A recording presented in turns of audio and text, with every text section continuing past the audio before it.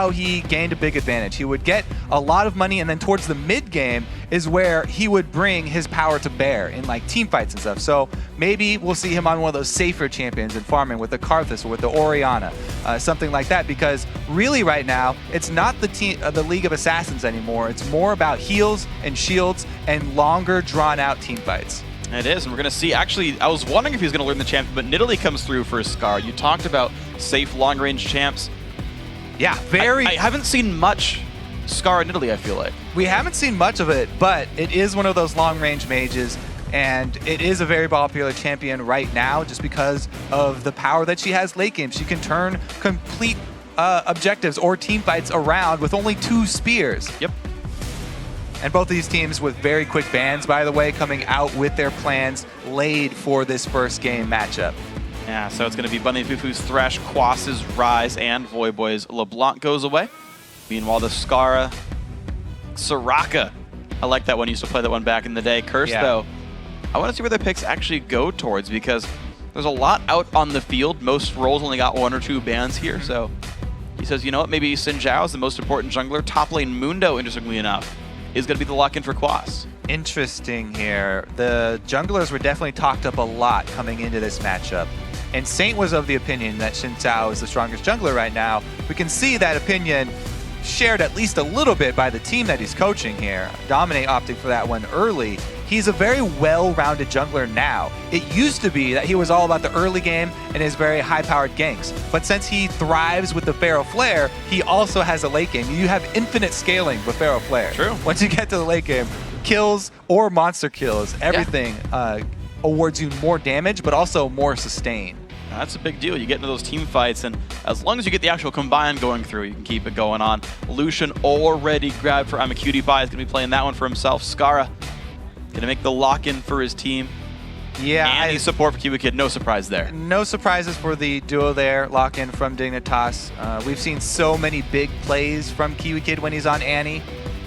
They really rely on him for the initiations, and they've rarely been out of sync. He has a really good line of communication with the rest of the team and a very good understanding with Cutie Pie. They play together so much. They're both kind of on a different level, but they're on the same different level. Yeah, they are. They have their own sense of humor, and it's wonderful and magnificent. And as long as they both get along, that's perfect. Yeah. Now, the other thing I really want to talk about is the heal on Mundo. Heal, big buff to Mundo in the current state of the patch. I think that he's going to stick with this heal teleport combo so he can remove any ignites. I don't expect to see ignites from Dignitas, but he can remove any sort of healing debuff that way. And the move speed bonus makes it a semi-escape and a semi-initiate for him too.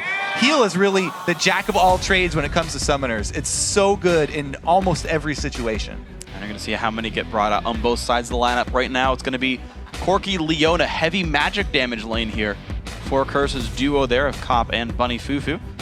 With Thresh banned away, he can't play as most played his favorite champion, but should be okay hopping with the power of the sun. Yeah, it actually used to be used as a kill lane a long time ago because he can proc her Sunlight proc so easily, and the burst damage is there even before level 6. True. It's a scary lane. The chasing is actually really strong as well. You've got locked in, you've got chasing. It's going to be tough to play against. And honestly, like Annie versus Leona is a bit difficult for Annie because you can't like burst down the tank in the front line, so you can only hit the escapable Corki. And the main thing that they're looking for with that Leona is long-range engage for Nidalee. Whenever you're going up against Nidalee, you have to be worried about the end game. You want to be able to close distance. Leona is great for that. So we'll have to see if there's some sort of an answer from Dignitas, maybe an early Crucible from them.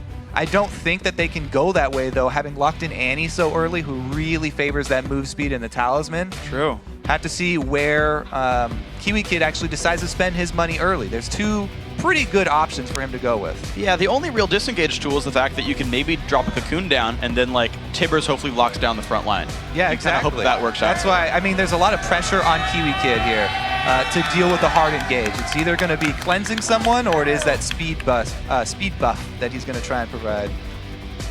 And I want to see what the last pick is for Curse. They're going to look, they were hovering Syndra, or sorry, they're hovering Akali, they're hovering Syndra now. I am curious to see where it goes. Actually, yes. The Yasuo. Now, there's only a few knockups, but Yasuo's got good engage. Yeah, since there are so few knockups, this is pretty much about the lane matchup. A lot of Koreans or not, you know, Yasuo into Nidalee is one of the few matchups that people actually like to take Yasuo in among mages in the mid lane now, because he does have that kill pressure. And talk about closing the gap. Yeah. Yasuo also has the ability to negate spears in the late game, protecting everybody with his ginormous wind walls. It'll be up easily once per minion wave, so if you want to play offensive or defensive, you can say, okay, during the duration of this minion wave, we can block all the javelins. Yeah. You talk about summoner spell picks. There are a couple of ignites there. Exhaust for Scar to survive the all-ins. So, yeah, exhaust all around amazing against assassins like Yasuo. Yep. So that's why we don't see a lot of them. But because he's such a good pick against Nidalee, that's why they're going for it. Good to leave that as a last pick. Yeah, it's good adaptation. So as the teams load onto the Rift, let's tally the votes over at LOL Esports. 54% think that Dignitas is going to come out on top. Very close. I like that, because this is definitely the closest match I think that we're going to have today, especially since coming into this is the match where both teams have prepared. So we get to see how good their theory crafting is. As the best of 3 goes longer, and we get to see the adaptations and the differences with side choices. But really the first game is so exciting because we get to see what they feel is very strong in 4.5, which is fairly new for these guys. We'll see it happen. Now remember, guys, throughout the game, we will be checking in with you at Twitter to see who you think will win. Yeah, tweet your choices using that hashtag DigWin or the hashtag CurseWin to @LOL Esports. And we will periodically be showing that graph and decide if the fans are you guys right? Are fickle or if they will stick to their initial votes. Well, I mean, I think it's fair to get evidence and then change your opinion. Yeah. That's just being scientific. Like, you know, I thought Dignitas would win, but Cursor 10-0, you know what? I feel like I'm going to change my option here. See which way it goes right now. The stun charged up here for Kiwi Kid. Also goes for a Spell Thief's Edge. I don't see that actually pan out amazingly for Annie typically. It's a bit hard to get stacked, especially against the Leona lane. But yeah, they're probably expecting 2-versus-1 situations because they're so common nowadays. 4.5 with all the invades to protect junglers' first buffs, which are, to be fair, extremely important. And there's a reason that everybody does that.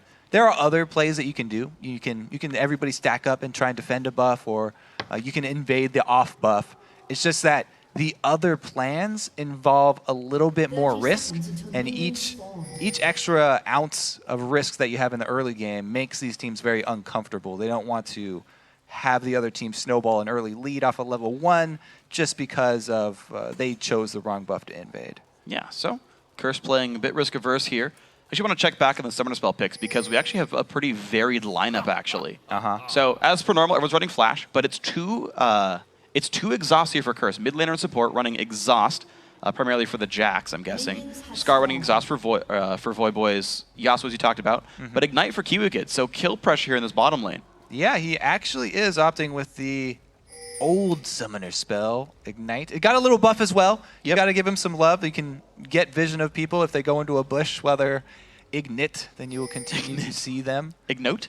I'm going with Wombat on that one. Ignite, all right. It's fair enough. Gonna make a sweater. All right, so the buff trade here, this is the new normal start for everybody. And it looks like it will transition into that 4-man level 2 lane push. Yeah, the double jungles coming out from both sides. Slightly different looks for the 2 though. So Ooh, Shinsao going back to get his buff. Yeah, exactly. I will dominate soloed his own buff, got level 2, and is going to grab his own red. Meanwhile, Quas is just taking the white by himself. I guess he's not going to recall backwards because, again, it's a 4v0. I guess he can just regen without it. And then they'll group up for the 4-man push. Meanwhile, it's the duo jungle here for the Dignitas group. Yeah, so Dominate had a longer path to walk, but he is going to hit that level 3. It looks like Mundo actually trying to do some jungling of his own. So they're on the top lane. That turret has the champion reduction. And they're also taking the longer route. So Dignitas are by far going to have the lead in the turret rush down. They've just gone with the level 2s. Whereas Dominate here, teaming up with Quas for the double golems has hit that level 3.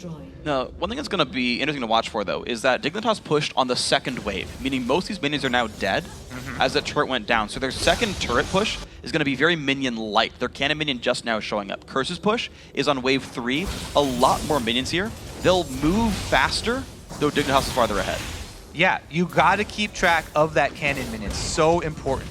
Dignitas's cannon has just come in as well. This one should probably be able to save most of that giant wave for Curse. They've got a lot of ground to make up though. And meanwhile, you have to always think about the mid lane as well. You know, there's so much action going on in the side lanes. That means the mid lanes get to have isolated matchups. And Voyboy was the one who got that counter pick. He's the one who's trying to use the Yasuo to punish Scarra's Nidalee early, try and keep her down before level 6. And Dignitas made their way up to the inhibitor by about 4 minutes, but Curse with the early recalls are going to make their way back. So +1 turret for Dignitas. However, Cop is still in that side lane, shoving it down into the tier 2 turret, getting a bit of a minion lead for that. See how much that pays out. Noting the Curse back time here for Voyboy. He's timed his back. When everybody goes invisible from the bottom lane push, he does not want to be one of those mid laners that gets ganked. He's a melee champion. He usually has to be fairly far up in that mid lane, and we've seen several mid laners since the inception of this new meta be ganked by surprise support ganks mid or something after they're done pushing. Yeah. Voyboy will not be caught off guard. It looks like there's not going to be many surprise ganks in general. Look at the item builds. I will dominate Voyboy both. Grab dual wards on their way back to the base. Machete plus double Doran's Blade here, so the investment in early power, a lot of vision here. Curse setting up for an early vision game. Yeah, also in these 4 versus 0, I guess, switches, you also have to know what each team is going to do with their wave that was shoved all the way in. Looks like both of them are opting to try and push it back. They're not trying to have any deep freezes here. Dignitas, they at least have one extra turret to fall back on for Jax, and they're happy to funnel all of their extra side lane farm into that Jax. They want their solo laner to be more of an impact towards that mid game, because if they do not have him with that teleport, then they're going to lose out on the first dragon.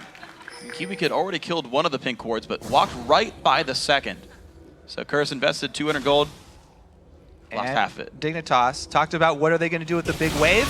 They move up top. They get the early positioning here.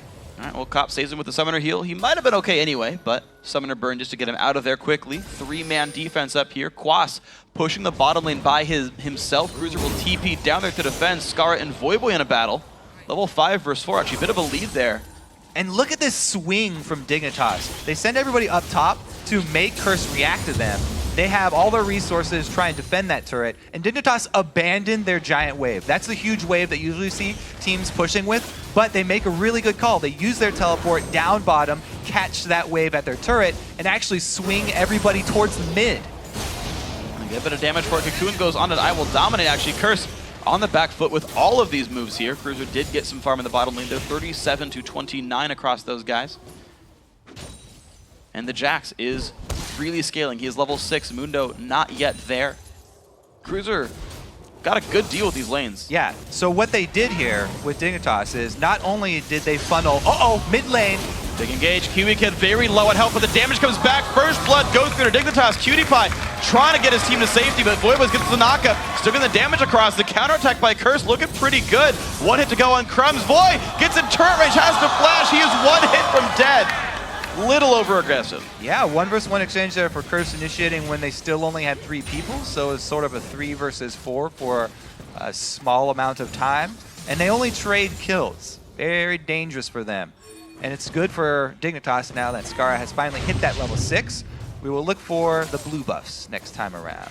Let's see here. How far is Corki? He's fairly close, but again, it's a little bit early. Kiwi Kid does get some distance with his flash, and it buys him enough time to get his stun off. So that was huge for them. Cop eventually does come in and answer the kill, though. He's going to make it, though, a 600 gold lead, though, for Dignitas. Of course, they have the team that's plus a turret. But, you know, being the team that has the first blood bonus gold for 150, the extra turret's worth about 700, them being only up 600 means that the farm is going Curse's way right now. They are out CSing, getting individual gold in general on the map. So that is one thing to keep in mind for Curse, is the long laning phase so far is going their way. One of the most interesting things about the changes to the early game is watching where teams actually choose to put their money, because before, a lot of laners' income depended on how good of a laner they were. You know, how well can you CS against your opponent and deal with jungle pressure. Now, though, teams actually get the choice early on who do they want to funnel that side lane farm into that's been pushed in past 2 turrets. And Dignitas are putting a lot of their money into Jax. They tried to get him that full top lane wave all the way up to the turret, and then they also teleported him down bottom to get all of that. So it's very interesting to see, and it's pretty much expected when you do have that Jax who scales so well towards the late game. To see where they want to put it. The next question that is going to come up, how will they deal with any sort of dragon pressure? Because the teleport was used for Cruiser, but it was used on a turret, and it will come back up very soon. So they can actually reposition him one more time. Yeah, Cruiser TP up very, very soon. Quas already is there. Voyboy going to hold the lane in the top side. Looks like a rotation by Dignitas not going to pan out here as Curse also made that move. But QtPie still wants this push. He is still clearing minions up in the top side, wanting this push to work. And he's got 3 people up top already swinging down towards mid here for Dignitas. Cop's got to be a little bit more careful. Okay, good dodge there by Cop, but his turret very nearly dead. And Voyboy being up top, he does not have a teleport. Dignitas could try and rush something here. They're getting the early control of this mid lane, which is really, really low. And there's the minion line, looks like. Dignitas don't want to force this. Bunny Fufu not even level 6, but they don't want to risk the engage anyway. Cruiser and Quas just chilling in the bottom lane, 8 for 7. This matchup actually is continually going Cruiser's way. This minion lead has gone plus 20 since I last looked at it.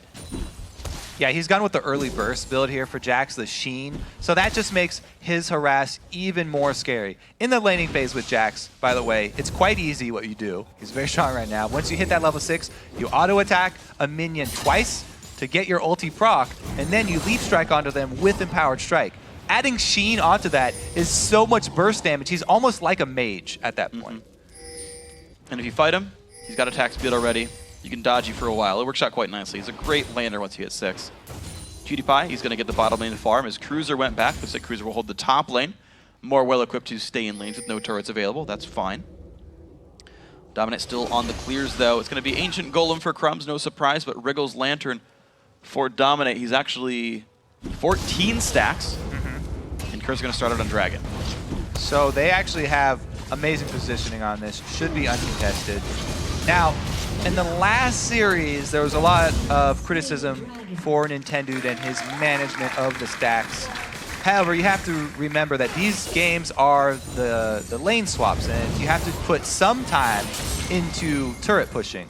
However, Dominate is doing a pretty good job of balancing the off time in his jungle, and also you have to remember that you can also steal away big camps from your opponent's jungle. So every time you see them available, do not be afraid to do some counter jungling. Not right now, Dignitas. Playing it slow and steady. Curse kind of doing the same. They've actually made a good move for some global objectives, though, with that dragon going down. And the early gold lead from the first blood in the turret pretty much washed away now at this point. Pretty much even game right now. Scar happy to keep farming up, though, on Nidalee. Still just chilling with the Chalice. This mid lane turret so close to dead. But Dig don't quite commit for it. Yeah. QtPie going to kill that ward away. Nice choice. That's why wave clear is so important in the new meta, because there's so much time spent sieging, and you want to buy as much time as you can for your jungler to be able to actually jungle. Corki's a good champion for that as far as AD carries go, but it's not enough, and they can't hold on to that mid lane. Good little move here from Dig, rotating from the mid lane after it's dead all the way up to top. And here we are, Dignitas. Their entire lineup is here. Quas, excuse me, has his teleport. So this could be a 5v5 if they wanted to go for it. If they're not going to go for it, they should be having Quas shove his lane as hard as possible. Oops. Sideways with wall right there. Late teleport comes in. Curse wait until the turret goes down, but no engage whatsoever. Dignitas, 2 turrets unanswered. Yeah, a few little mechanical mistakes there from Curse all at the same time. Does cost them that large cooldown for teleport. They already lose the turret and don't get the fight, and they also don't get the shove down bottom. That wave that Quas was working on is not even going to hit the turret. The minion wave is going to stop right before it, and that will be QtPie, very happy QtPie, able to go soak all of that blob money right up. They'll get to have his pie and eat it too. Oh, Javelin missed. This guy's got to try again. Puts the trap down. There he goes. Move up for himself. even if it didn't, if you didn't hit the turret quickly, like Cruiser still had TP. There was almost no way that was going to nobody. Yeah, that was just perfect timing there, though. That's going to be a stacked up Bloodthirster. Perfect for Cutie Pie. The other thing that's good for them, as we just saw, controlling blue buff. They didn't have any hard time with it, even though it was the dual invade and both teams exchanged blue buffs. There was no small lizard left there to delay the respawn of it. Yeah. Yeah, that was theirs at the very beginning of it all, and they kept it going. So it's interesting to me that Curse is playing so slowly in this game. It feels like one of the games where they lost to CLG, where they were so afraid to make any moves that Counterlogic Gaming like kept pushing, and Curse never actually went to go engage. Like, well, this one's not good yet. This one's not good yet. Dignitas have now answered 4 turrets in the mid game. Curse have engaged exactly 1 fight. No one's making any plays. I think they've been trying to accommodate the Pharaoh Flare jungler into the lineup here. They were doing their best to hold all of these moves from Dig without having to call dominate, because he's not going to do that much at turret. Xin Zhao not that great when compared to Elise when he's sieging up. Crumbs will obviously have a pretty big advantage in that, able to harass under turret and be ranged. So Curse are sort of biding their time early. I think the biggest mistake for them was that top lane move. They wanted to finally go for it. That was their hard engage. It's the hard engage versus Nidalee. You need to actually make that play work for them to stay more even in this game. Yeah. Well, we're going to see 2 minutes till Dragon. That's going to be maybe the next big fight. Dignitas still working the map. Now, Dominate's at 24 stacks now. So he's about at a 15-minute combine, which is still a rather quick clip. It's really good time for the swap that happened. Yeah. And that's what I was talking about, how they were sort of sacrificing little things to try and get him to that point. It's such a huge burst in power when you get the conversion up to a Pharaoh Flare.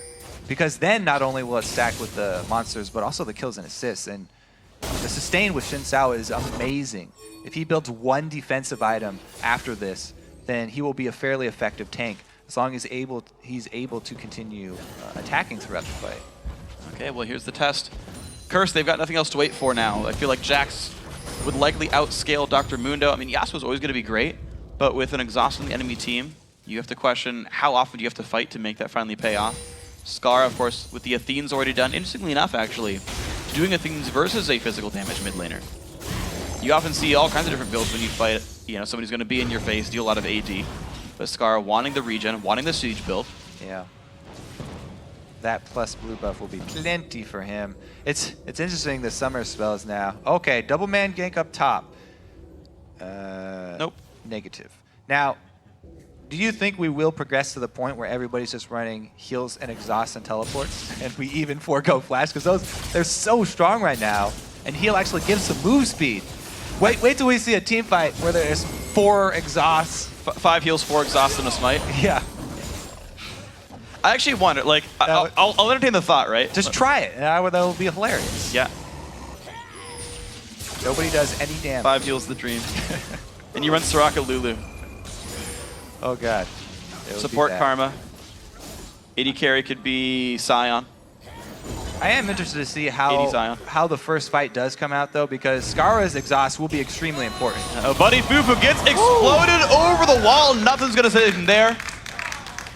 Down he goes. Yeah, that's what we talked about in Champ Select, why Dignitas rely on Kiwi Kid for a lot of the plays to be made, and why they locked in that Annie pretty early for them. Vision control around Dragon comes back up, and they get the jump on Team Curse. Rewarded with an objective. Curse are in a bad spot trying to answer Dragon with mid-turret pressure. So Quas going to run away. Double Ruby Crystal still in the inventory, actually. Going to wait for a while to combine those the rest of the way up. But Dignitas, now the inside track in the mid lane. Good Javelin hits I Will Dominate. Cruiser going to zone the team away, put a ward down as well. Dignitas are going to stay for this one, but Bunny Fufu off of the wings has the ulti. Puts it down. They stun Crumbs. Quas comes in. Voidway off the wings. He's got 2 Qs to go to the knockup. Puts the wind wall down. Goes back to the engage. Cruiser in the air. They don't go for that one yet, though. The flash is coming across the wall. He exhausted the chase still coming through. Cruiser versus Dominate. Dominate wins that fight. Looks like Curse are picking up kills. Voidway still has the ulti to re-engage. Dignitas run away. So right before this, I called out where is Scar going to use his exhaust. It went down on Mundo. The Sunfire Cape Rush Mundo. Not going to deny a lot of damage, and this is the hard engage versus the Nidalee comp. This is the give and take. Yes, it was a 1-team fight for Curse, but they're still behind in gold, and they've got a long ways to go. Great solar flare from Bunny Fufu. They get the engage, and the fallout from damage is quite nice. Dominate comes right in, and they're able to lock up Cruiser here. The exhaust going down on Jax to keep his damage low. Nice jump there from Dominate. The confidence to go after Jax. Yeah. I'm actually so surprised that Jax even died in a very auto-attack heavy team fight. That he's dealing with Xin Zhao, he's dealing with Yasuo, dealing with Corki, and he's like, actually got focused down pretty early on and died. I'm surprised that a champion who generally excels at not getting auto-attacked was a target and didn't fall. The double heals also did a lot of work for Curse there. Quas, as we said on Mundo, bringing even more to the team fight because he is running a heal. Yeah. And I mean, he's going to get Spirit Visage very soon. He's started the recipe on that one already. Like, we saw the difference between Flash and heal. This is why I'm bringing up the point of actually dropping Flash, which is nobody has done in a very long time. We saw in that team fight, Cruiser uses his Flash. He flashes out of the fight, but he still dies because Dominate can follow him. But to be fair, Dominate flashed. Whereas Quas was able to add healing for everybody. So yeah, the answer to Flash, more flashes still, so probably won't see it drop off, but I do like the move on Mundo. Just bring teleport. It's like a longer range flash. Well, he's got that as well for you. Yeah. There you go. See? Made it happen. Replace that summoner. Heals to stay. Flash is optional. Ooh, gets it right in behind that minion. And that's before any magic pen or the completed death caps. That will get scarier. Skara doing his piece-by-piece wave clear, sniping out some caster minions. Pink ward coverage for Dignitas. Looks like Curse is going to let him have this one. Quaston on the top lane. Uh-oh, getting a lot of damage onto him. Bursted down. Cruiser gets the kill credit. 3,000 gold to Dignitas. Now that's going to give them control of this top lane. They also have a wave coming in, and Nidalee has blue buff. This is perfect scenario for Dignitas. They would love to siege up at this outer turret here and throw spears for as long as they can. Well, I see how well Voyboy can try and protect this with his wind wall. Looks like they don't even want to get close because the dive would be very, very, very real. It's true. It's 4v5 without any kind of a big front line. Dignitas going to stay, take the damage for it. Cutie Pie picks it up. 5-1 in turrets now. Dignitas well winning the objective game. And they also run right after that turret goes down because they just saw Quas come up and his teleport is available. They did not want to get another solar flare locking them down. You know what's interesting about the way this is playing actually is Dignitas have forfeited the last couple of dragons. They're only playing when they get the damage in, when they get the picks. But it's interesting, if Dig keep forfeiting dragons, they have to push quickly because they're basically getting 1 to 2 turrets per dragon that Curse gets, right? And if they can keep that pace, they'll stay ahead in gold. Uh-oh, Kiwi Kid might get turned into a smoothie there. I will dominate going in. 1 hit to go, takes the solo kill. That was nicely done. Yeah, he might have been able to run a little closer towards Skara, but Kiwi Kid was pretty much dead there. Now the dive could come from Curse. And we go slow in from Quas. Skara has nowhere to go except backwards. 1 more hit, puts the exhaust down again, and he goes down to cop another kill now. Curse keep finding random kills and getting their sieges off that. Yeah, not only did they get that solo kill, but also the exhaust is going to be down for the next team fight. Meanwhile, dual push here from Dignitas. That TV's going to stop. He killed the turret. There's no defense right now. Cutie Pie can keep going. Yeah, though you want the reduced cooldown by teleporting to a turret, you have to use it on a minion because they can't actually kill a minion. The turret can go down. Cutie Pie with a great job, no fear, is able to get the top turret. It's 2 for 1 for Dig here as far as the pushes are concerned. Will Cutie Pie stay? It's going to be a bad fight. He'll die if he stays for it, most likely. He's going to try to make his escape now. A little bit low on health. Dashes away, gets rid of the slow, but Quas, I don't think he's going to be stopped. Yeah. Cutie Pie's trying to run over to Jax for some support, but Cruiser... Summoner heal comes out, the dodge. They get the inhibitor, actually. Quas, now she forced to defend against Cruiser. Cutie Pie gets away, but he's getting chased by Curse right now. Yeah, Cruiser runs the opposite way. This is a great strategy here. The crisscross from Dignitas. Oh, they get Cutie Pie out the bottom and Cruiser up the top here. Void doesn't have boots. He couldn't chase down against Lucian. Static Shiv, not as good as boots do. Oh man, the switcheroo there from Dig. What a beautiful play from them. Double inhibitor take versus mid inhib being down. What a counterattack. Dignitas continuing to out-strategically play Curse. Yeah, that was amazing. Skara gets dove mid, and Dignitas make the call to push both sides, gaining so much more than Curse. So now, Curse, how well can you hold on to these minion waves? Because there's a bunch of gold flooding in. There's 2 basically one-sided minion waves that Curse can farm for XP and gold. So how well does Dig siege mid? How well do they control Dragon and Baron? Or can they siege off the super minions? I don't know. That was just such a huge swing in power in the last 2 minutes. Curse didn't even get the middle inhibitor after taking down that inhibitor turret, since they all were trying to cut off both members of Dignitas that did the pushing. So much momentum there for Dignitas. We're going to see another objective go their way. So, 3,000 gold. Interestingly, the gold is actually incredibly still close between these two teams. Dignitas up 3 turrets, but the kills are close, right? Minions going back and forth. I'm amazed like how much it feels like Dig are able to create these advantages on very similar powered teams right now. Yeah, well, it's not like their power is going to fall off either. They've got the Jax, and they've got the Nidalee. Like, they are very happy going towards the late game with 2 inhibitors down. They can even, you know, do sneaky Barons. It's a Trinity Force Blade of the Ruined King Jax. He can do a duo Baron, and they can control mid lane with a blue buff Nidalee. So there's so many options now for Dignitas.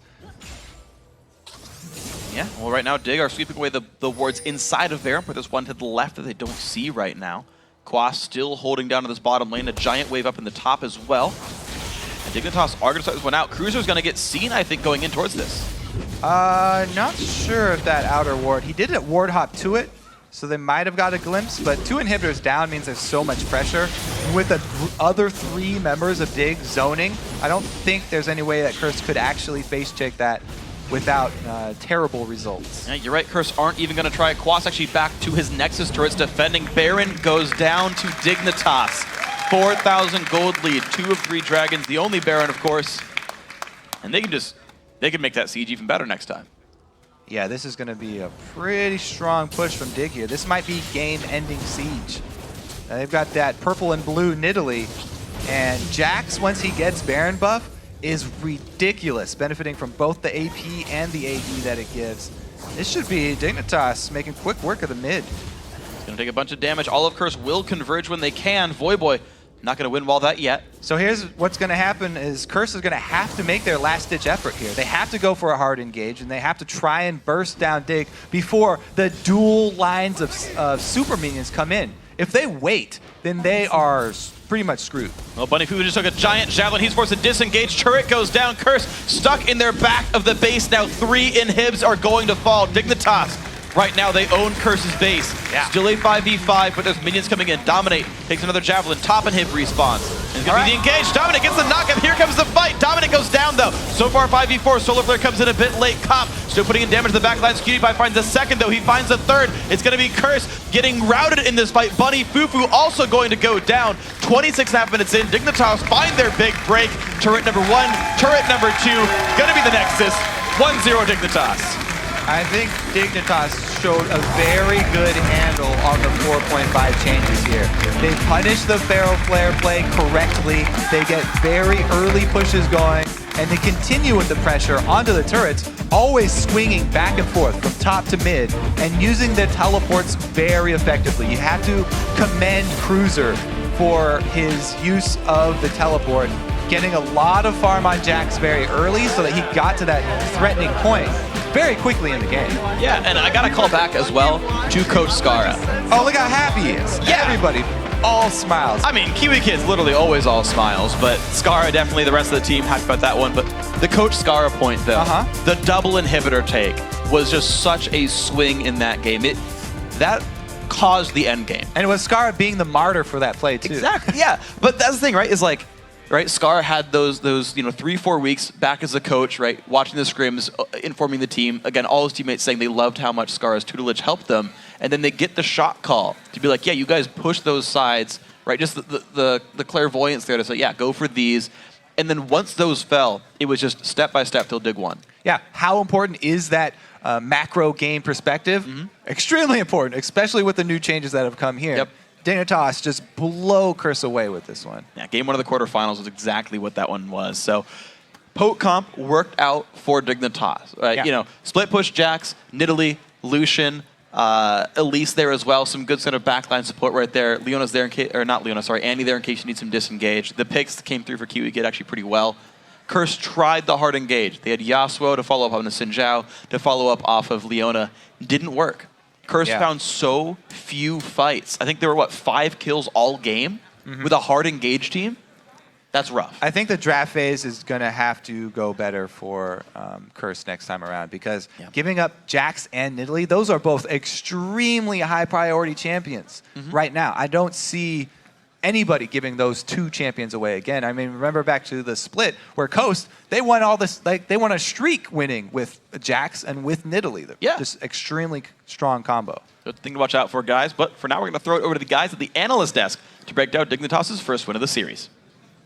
Thank you very much, Freak. And it was a good game from Dignitas, swinging, coming out the gates with Skara on the lineup. First pick Nidalee. I want to touch on what Kobe was saying right at the end there. Dignitas got both Jax and Nidalee. As soon as Nidalee was locked in, we were discussing how hard engage is one of the best ways to deal with the Nidalee. There was a Leona fairly on, a Yasuo. I mean, I think Curse had the tools, but they just couldn't stick to Dig long enough. Yeah, I think they had a good ban pick phase. I think that they had the team comp they wanted to play against Nidalee. It's just people weren't hitting their abilities, and they got out-rotated at the start. You saw they took the 2 turrets to 1, and just Curse looked behind the entire game. It just looks like nerves almost. Quas was behind on CS, and people are just missing skill shots. Like that Leona engage at the top lane is the most critical point of that game. Because if that engage hits and you get off even 1 kill, you can start pressuring other lanes. And just people missing skill shots. I think the one thing we underrated when we were previewing this game is Skara's experience. A lot of these guys on Curse are coming in for the first time. Quas never played in a playoff game. Bunny Fufu's still new to the LCS. Those guys kind of folded under the pressure. And even though Skara didn't have a great game, he didn't choke. Right? He played solid enough on Nidalee to just let the game happen. Yep, he showed up, did his job. I mean, he didn't really have to make any flashy or clutch plays. Like, hey, I'm here, I'm throwing spears and healing. The clutchest play that he probably made is when he died in the mid lane because he distracted them long enough to kill 2 inhibitors. On the same token, the decision-making from Dignitas seemed to be very smart. They, as we talked about, they pressured the side lanes. They kept Curse sort of on the back foot, and every time Curse did engage, as you're saying, it didn't connect well enough. So talk to me about the map pressure that Dignitas was creating and moving around the map. Was it what we expect on 4.5? Where does it rank in terms of overall map movements in contrast to the previous series by CLG, for example? I mean, it looked pretty similar to how CLG was playing, but I'd say it's more mistakes by Curse that it looks so good because they weren't ready and waiting to kill people when they were trying to deny them vision or putting wards in. When you're putting wards in people's jungle, you're going to expose yourself. You have to blindly go into the jungle, and you can face check the wrong brush, and you can just get instantly killed. And because Curse was just behind on that, and not ready and waiting, and not ready waiting to get the picks, just nothing ever happened, and they just slowly lost, and they bled out. Yeah, as far as it being a slow loss, I think it was more about just one really bad set of errors that was too much to recover. That didn't help either. Well, I'm going down. I'm happy you bring it up because that's actually the replay we've got. Let's pull the replay up onto your screens. Before the inhibs go down, it does actually start with Curse getting some kills. So let's roll this replay through. Jat, talk us through this mid-game fight to at this point, Curse has been waiting so long to try and find an initiation. When they want to get Skara, they just all pile on. But think about where they actually had to commit here. That's 5 people strong to get 1 kill on an Italy in between turrets. And when they go that far, even recalling in between turrets is impossible. So the earliest they could have gotten back would have been Quas teleporting to a minion. But as Saint pointed out earlier, he actually teleported to a turret, which went down, which delayed his back even farther. And at this point, because they had dove so far through, the backup just didn't arrive for the rest of Curse. And Quas, there's not much more he can do on Tank Mundo when there's 2 damage dealers killing inhibitors. Yeah, I think getting greedy for that teleport was really big. Yeah, it cost him not only top inhib, but bottom inhib too. So just can't be greedy with the summoners. 22 minutes into the game, Super Minions down both lanes. Outside of Curse overcommitting in the mid lane, who needs to get their targets aligned? We talked about in the previous game, they try to find engage. They had an engage comp. They over-aggressed on the engage. How do they fix this now? I think we just need to take a deep breath and just play it out. I mean, that game literally just looked like nerves to me. I mean, yes, Dignitas had a really good early rotation. I loved what they did where they're like, oh, well, you know what? I'm not even going to get level 3. I'm just going to go start pushing a level 2. Like, what are you going to do about it? And I really like that play.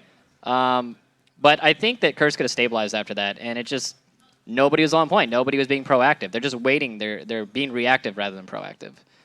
Anybody outside of Scar on Dignitas' side that stands out in your mind? We talked about Crumbs in particular. Yeah. He picked up Elise again. Elise has fallen somewhat out of favor in recent weeks. Did a pretty good job overall, but I mean, what do you think of his performance and his map pressure himself? As long as Crumbs is still in the role that he was in midseason, where he's making the majority of the strategic calls for Dignitas, he played fantastically. Just knowing where his minion waves were and when Dignitas did that 2-man on the side push, because honestly, that decision, those 2 minutes, decided the game. It was anyone's game before that, but because the minion waves got out of control, because they had 2 split pushers going at the same time, they were just in a position to win. And because Curse dove in on them, I mean, that has to go to I Will Dominate there. Or no, the other way. The other way around. Now, on the topic of I Will Dominate, on the side of Curse, picked up the Xin Zhao, got the Feral Flare, sort of mid-tier from what we've seen of the games today already, but a lot of Feral Flare junglers. Xin Zhao didn't do a whole lot to defend against that very map strategic push. Does I Will Dominate have other champions in his pool to maybe help counter if Dignitas do the same strategy or same style of play? I mean, he definitely has other junglers he plays. Like, he's played junglers that aren't Feral Flare before Feral Flare got introduced, so of course he can play those champions. But I don't think that the champions are going to be... I actually like their team comp they had there. I thought it would have been really great if they just got the picks they needed.